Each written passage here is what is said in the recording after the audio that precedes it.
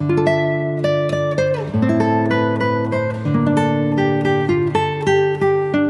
Guys, welcome back to my channel. So guys, आज मैं आपके लिए लेके आया हूँ द हेवनली आइडल के एपिसोड 7 की एक्सप्लेनेशन। अगर आपने इससे पहले के एपिसोड नहीं देखे तो आप उन्हें हमारे चैनल पे जाके देख सकते हैं, और साथ ही में मैं उन वीडियो के लिंक नीचे डिस्क्रिप्शन में दे दूंगा, तो आप उन्हें भी चेकआउट कर सकते हैं। और मैं आपको रैंडम सीन हटाकर मेन स्टोरी के हिसाब से एक्सप्लेन करूंगा।